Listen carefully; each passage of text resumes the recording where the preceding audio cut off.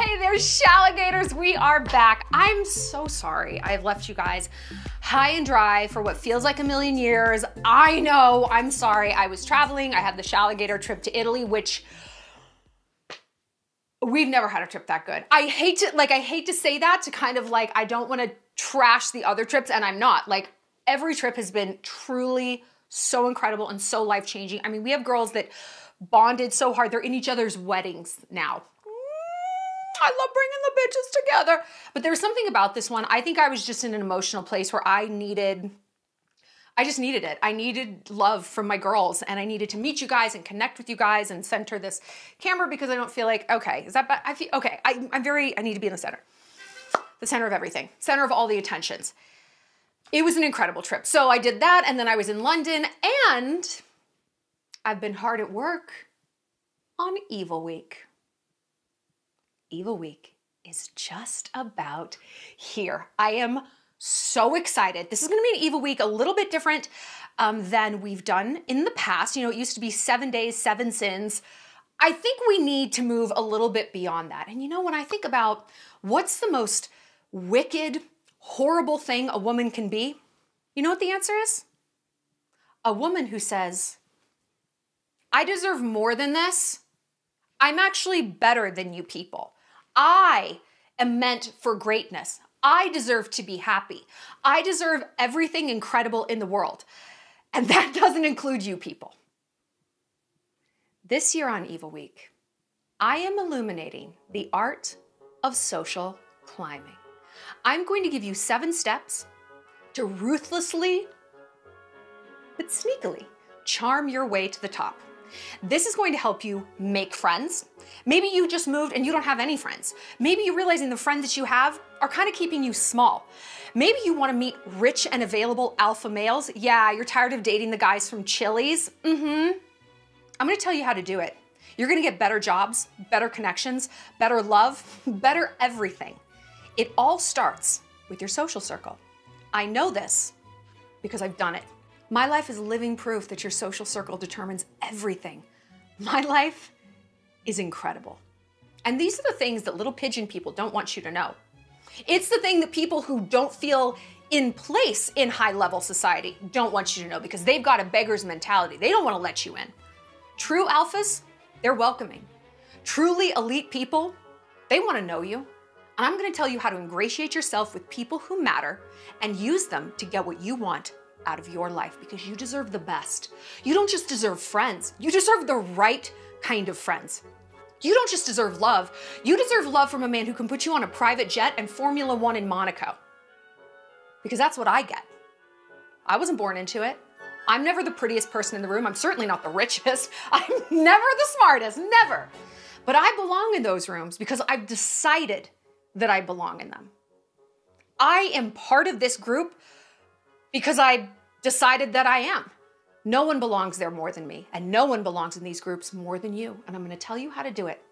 7 easy steps. Plus, I'm going to tackle all of the mindset things that get in our way. I'm not rich enough. They're going to know that I don't belong. I literally don't know where to meet these people. I don't have the money to dress in a way where they're going to accept me. I cut it all down. I've got you. I've got you. Because again, I've done it. And I've done it in TJ Maxx dresses and Forever 21 shoes. It does not matter. I'm going to tell you how to get to the top ruthlessly, easily, and in a way, most importantly, that no one is going to see coming. Because again, what's more evil than a woman who decides she deserves the best? Nothing. So we're going to put a video, maybe a video or 2 here on YouTube for you for free, but the rest of it you can binge exclusively in the Shallontrage. And I want to do it there because you are going to have access to those elite women right there in the Shallontrage, hundreds of them.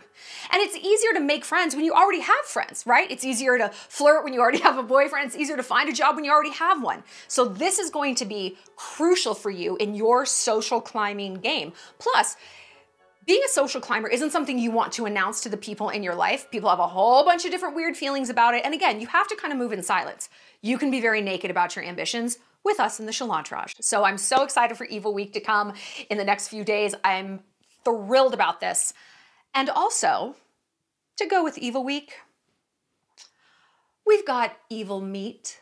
Oh yes, there's an evil meat. I've always wanted to do an evil week themed meetup, and we're doing one in New York City on 11/11, the universe's favorite day. When else can we do that? I'm so excited.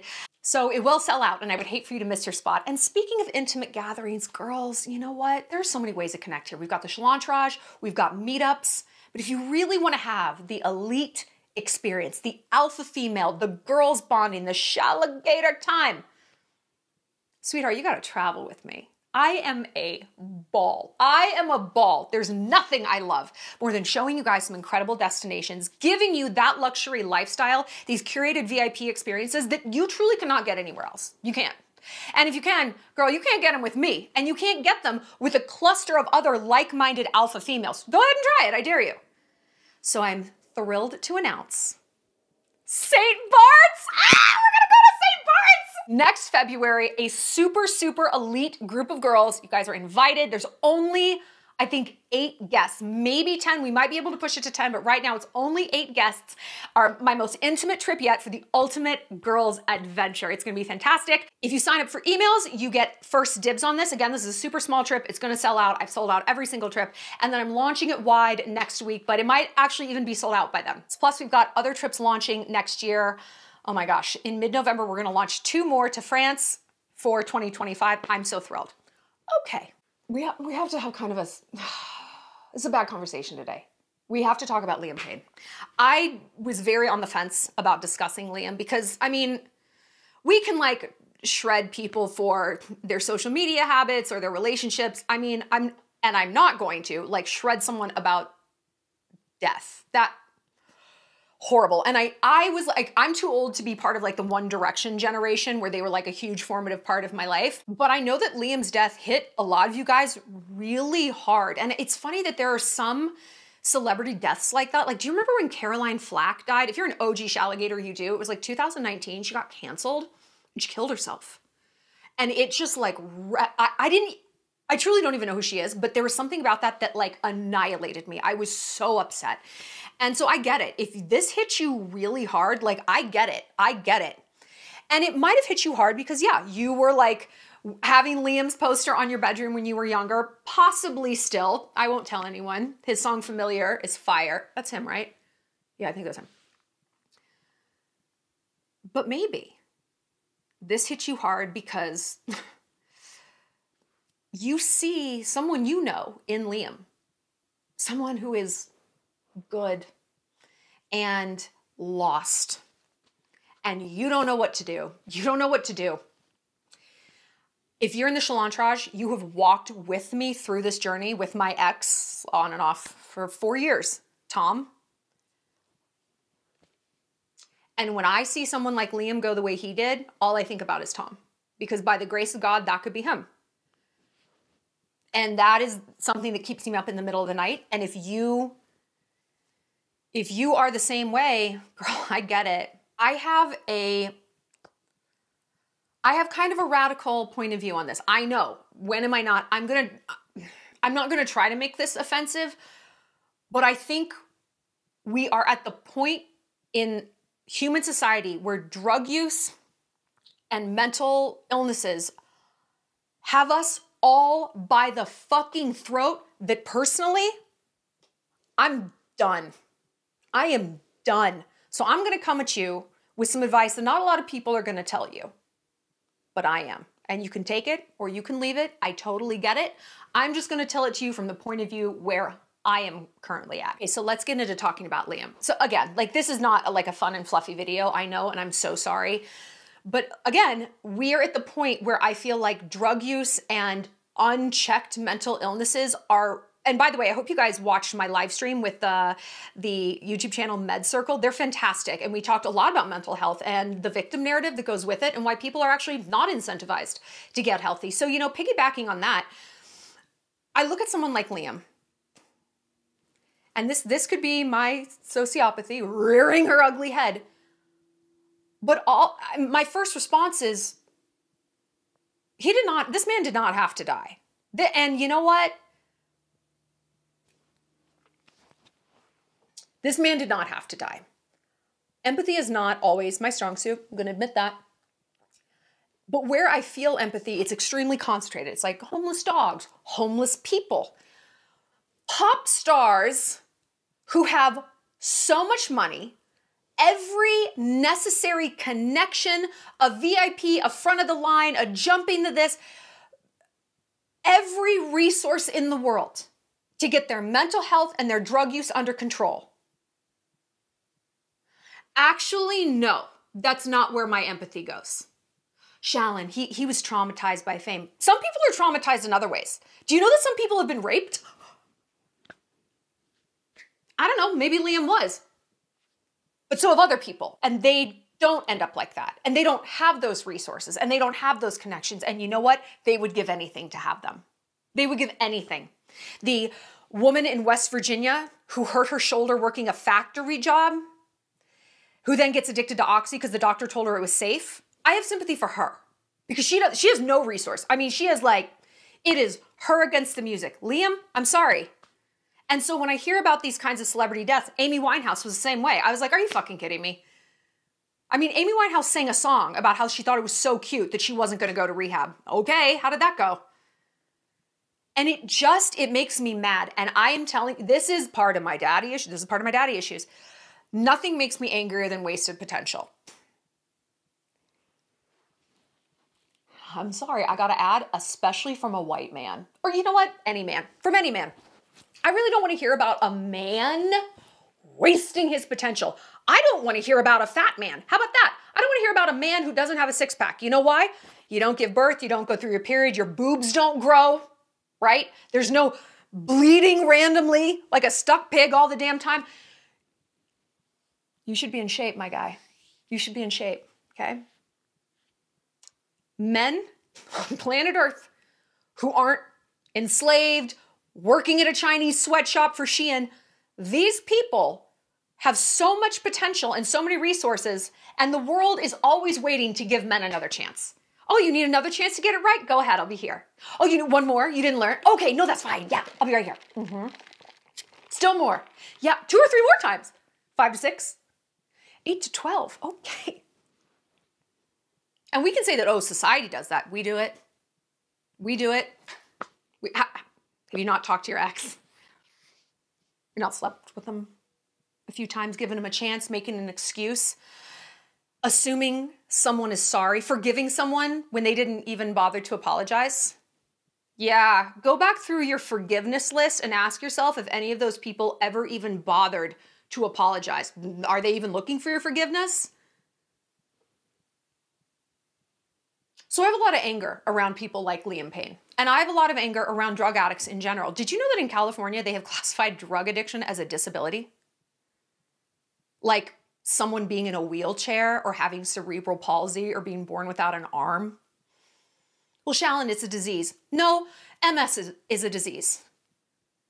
Childhood leukemia is a disease. And guess what? That 10-year-old with leukemia doesn't wake up every day and is like, give me a big bottle of leukemia. Oh, you're at a party? Yeah. Let's go in the back. You got a bag of Luke? You got a bag of leukemia? Let's go. They didn't choose that, actually. All right? And they don't get to choose when it ends.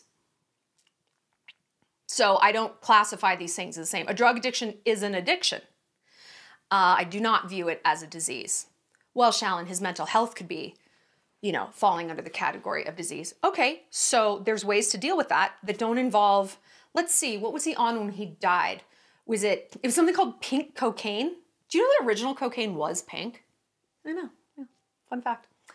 Something to say at church. He was on like coke, he was on uppers and downers, like diazepam. I don't know. I'm not a drug addict. I don't know what these things are, okay? I don't know what they're supposed to do, but clearly neither did his body. And when you put uppers and downers in the same place, your body's like, huh, and it just locks up.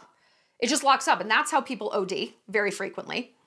You OD from fentanyl because the receptors on fentanyl tap the respiratory signals in your brain, and your body's like, oh, we should stop breathing, and that's it. And when you inject someone with like Narcan, it knocks those receptors off, and you just instantly come back to life. Is that not wild?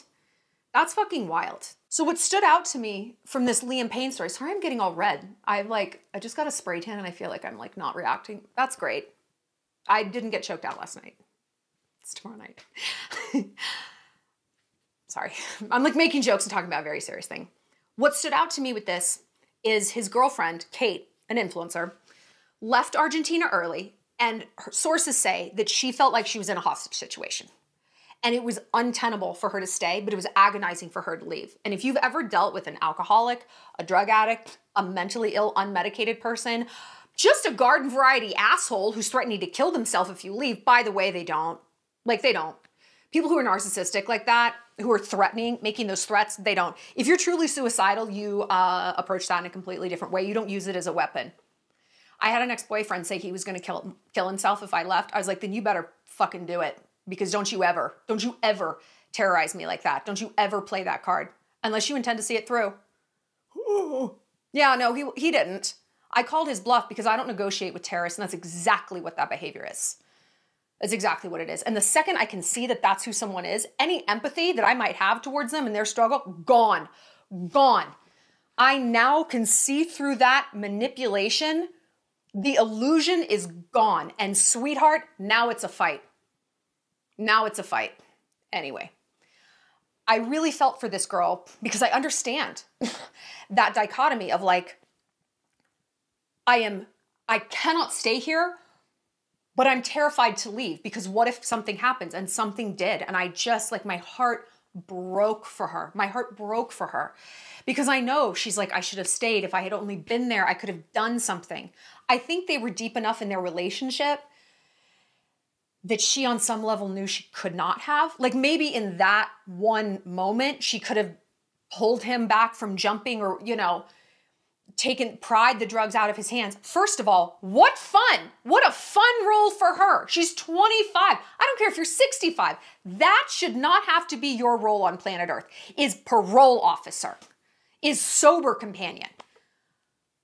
But we, the good people, well, you're the good people, we get manipulated into this by these people who specifically say, if you had been here, I wouldn't have had to do that. If you hadn't hurt me like this, I wouldn't have gone off the deep end. Their failure to deal with life like a grown-up is not your emergency. Their resistance to any sort of healthy self-regulation is not on you. And they're going to tell you exactly the opposite. Oh, it absolutely is on you. You did this to me. No. No, you didn't. Here is my unpopular opinion about dealing with people like this. It's their body, their choice. It's an election year, right? Roe versus Wade. It's near and dear to my heart. Big advocate of body autonomy. And I had this conversation with my ex-boyfriend, and we were talking about like my body, my choice. And I'm like, you know, if you extend that, we would do away with all of suicide prevention. Well, it's their body, it's their choice. And we were kind of like picking sides and debating it. It was like a fun, you know, interesting sort of rhetorical back and forth. God, I am really red. I'm sorry, you guys. But he's like, people who are fighting, who are super anti-abortion, they truly believe they are saving a life the way people on a suicide prevention hotline are. And I'm not saying either one is wrong. Obviously, you know, if I understand both sides for sure. But it is interesting. Like if we're going to take that my body, my choice thing, where does that end? And this was always my argument against the COVID vaccine. The people who were like on the Roe versus Wade picket lines saying we need the choice, we need choice and choice over our body were the same ones saying, fuck you if you don't get a vaccine. Okay, so my choice is here, but not here, not the rest of me. Then it's your choice. It didn't make any sense to me. And again, if we keep extending this argument, we would do away with drug amelioration. Well, it's your body. It's your body. If you want to shoot up in Skid Row and snort pink cocaine off a hooker, okay. And when I look at drugs and drug addicts, I do kind of feel that way. I mean, I think people should have resources and lifelines for sure. But I think people should only get to go to rehab once. If you don't take it seriously, if you don't get a lot out of it, bye. And I think rehab should be intensely regulated, like the best of the best, right? Not just any asshole in Florida can open one up in some middle-class track house. I think they should be incredible, have methods that work, psychological deep dives, all of this stuff, but you can only go once. Because yeah, if you're not gonna take it seriously, why should you get another bite at the apple? I understand drug addiction is difficult. No one out there is saying it isn't. But how much do we pull up to save people who don't seem all that concerned with saving themselves? And again, that is on the macro with drug addictions and this whole societal problem. And by the way, I don't have the answers to these things. I'm trying to open up a dialogue. And again, just like COVID, you weren't allowed to say anything. You weren't allowed to ask any questions. Or you were the problem. Anytime anyone ensconces an issue in that rhetoric, my red flag goes up. When I can't ask questions, when I can't have a reasonable, nuanced dialogue that looks at both sides of something, or otherwise I have no compassion, I'm being so offensive, blah, blah, blah, blah, blah.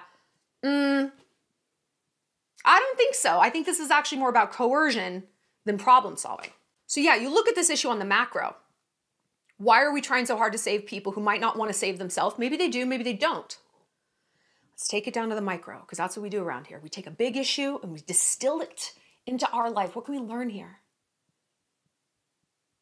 Are we feeling triggered by the concept of drug addicts? Maybe Liam, maybe people like Amy Winehouse. Because if we look at our life, oh yeah, we're always trying to save people too. And you know what? I gotta say, I look at my life, and when I've tried to save people, which is very frequently, I mean, look what I do for a living. And truly, this is the only way I should be doing it, is where I'm not like in your life becoming crazy and codependent. It's like I can put my message out there, you can accept it or not. That's fine. You're not going to text me about it. It's fine.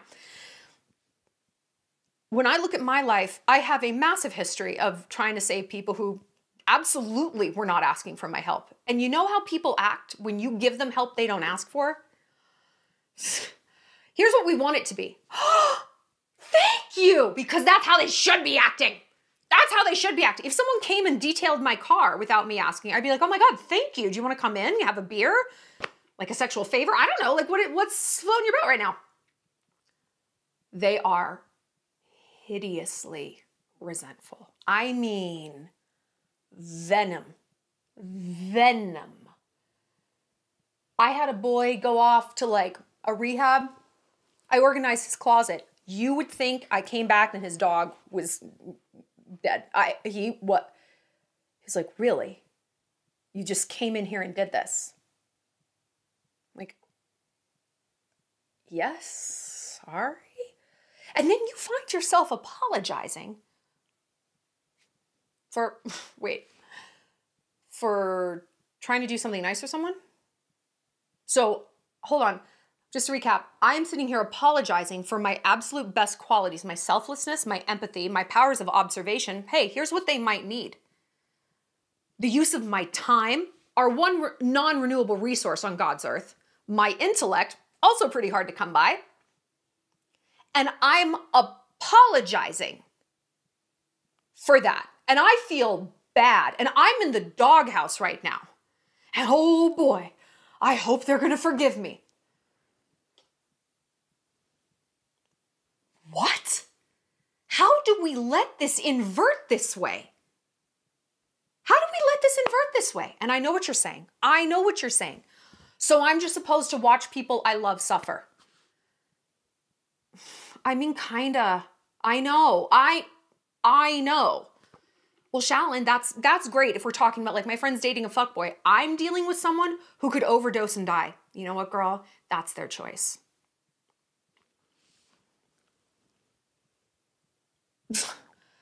I get no pleasure out of saying that, but that is the point I had to come to with my ex-ish person, Tom. This is his life. And it is tragic to me, tragic, that this beautiful, smart, funny, capable, talented man spent his whole 20s. He can probably remember 15% of it. I hope he'll make it through his 30s. I hope he'll make it through his 90s.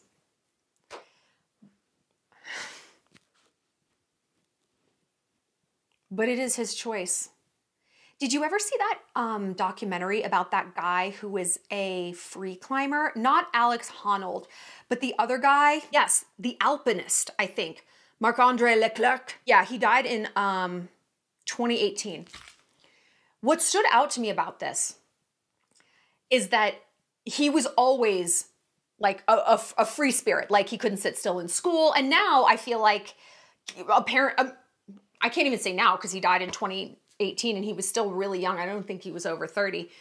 But I feel like the habit now is just medicate those kids. Just medicate them. Fuck it, you know? But his mom was like, he wanted to be out there climbing trees. He wanted to, I homeschooled him and I shaped life around his proclivities. And I was watching this woman and she was so incredibly intelligent and like, my heart broke for her because he did die. And she's like, I had to just make peace with that when he started this, that like, he probably won't live that long. But every day he does live is an amazing day for him. And he's choosing to do this. This is his choice. He knows the risks. They are very clear to him. I wouldn't choose this for myself. I wouldn't choose this for him, but this is his path. And I will love him and not try to change him. That woman should run the world. With that mindset, oh my gosh, I can't imagine it. For your child? It's like a cowboy's favorite activity was playing in the freeway. Nope. No. This is why I can't be a parent. I could just never. But that stuck with me. And I took that into my relationships with people who are alcoholics or drug addicts or just, they can't learn a lesson. They always want a fuckboy. They want an abusive man. They don't want to grow. I'm like, listen, they are doing what works for them. And it's like someone eating dirt and they're like, this is the best meal I've ever had. And you're like, that cannot be possible. Please just let me make you a lasagna. Stouffer's even. And they're like, no, I'm eating sand and I could not be happier. Especially when it's someone you care about. Like how do I love you? And how do I see so much alignment here? You're my best friend, you're my sister, you're my parent, you're my boyfriend. And yet you take this huge turn about like your health and your addiction. Like how are we so alike and yet so incredibly different? Girl, I know. It's never going to make sense. And I think a huge job we have here on planet Earth is how do we make sense and how do we make peace with something that makes no sense? Something that is crazy. And you know, it's times like this I go back into history and I think about the Holocaust. I think about Auschwitz. I think about the Roman Empire. I think about World War I. And life is just full of these situations where you're like, why? Why? I don't know, girl. What I do know is stopping yourself from living doesn't stop someone else from dying. And you might tell yourself, that's not true. I can hover over this person. I can check up on them. I can nag the living shit out of them. And it will make a difference. It might. But do you really think you were put on this earth purely as a sort of a more emotional support animal for someone who is making very specific choices every day? And they are, sweetheart, they are making choices. They're making choices. And sometimes no choice is a choice. That's one of the first things they drill into you in the army. A bad decision is better than no decision. Is that what you're here for? You're just sort of like a donor, like a battery for someone else? Let me tell you something. I have loved someone into sobriety. I have done that. And you know what you get? Do you want to know what you get at the end of it? Wow. Thanks. You know, I feel so much better. So I met this vet tech named Kylie with 11 E's in her name. And I'm going to go be with her because she doesn't know me as the drunk. She just knows me as like the strong, sober guy. You know me as the drunk. And so I don't want to be that person anymore. So I'm going to throw away everything that was associated with that version of me. And yes, sorry, that does include you. Like when you get the flu and you have a fever and you put on like your favorite sleep shirt because you're just like, I need something that's comforting to me. And you get a fever and you sweat through it. You don't want to wear that shirt for a very long time. It goes in the, where you're in the wash, you're like, oh, just burn it. Even though that was your favorite and it got you through it, you don't want anything to do with it anymore. You're always going to associate it. You're always going to see it like that. And it's not fair to the shirt, and it's not fair to you. So yeah, you can stick around. You can try to fix them.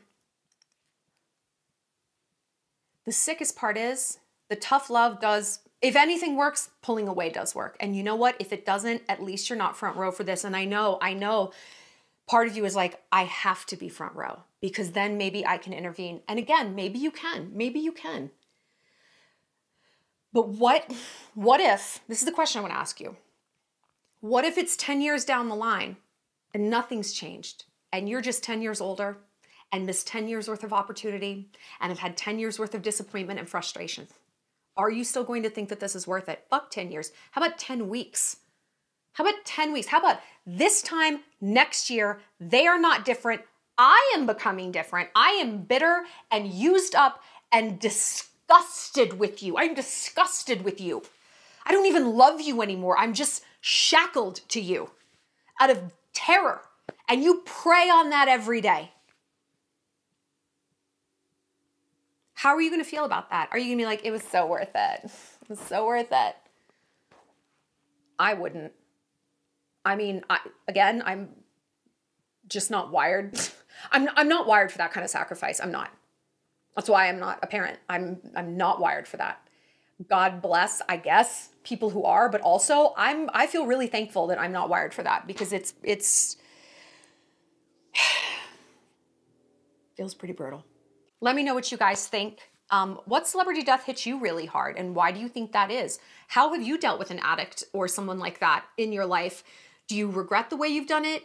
Do you wish you would intervene more, less? I mean, tell me your story. I have mine, but all of our paths are completely different and I would love to hear what you have to say. Turning towards better things. Evil Week is coming. Join the Shallontrage to binge the entire thing, plus get access to hundreds of girls from around the world. We meet up, we see each other, we talk about our problems, we engage in our schemy little things. There's 35 different group chats, one of which is about evil, but everything from fashion to travel to obviously relationships and sex and all of this stuff. And get excited for Evil Meet. If you're in the New York area, join me on 11/11 for an evil-themed meetup with other alpha females in the city. And if you want a little bit more intimate girl connection, Ultimate Girls Trip is coming. We are going to St. Barts in February. Click the link down below to add your email and be the first to know. This trip will sell out. It's only, I think, 8 to 10 people, and it's gonna go live for everyone else next week. It might be sold out, so who knows? All right, I'll see you later, Shalligators.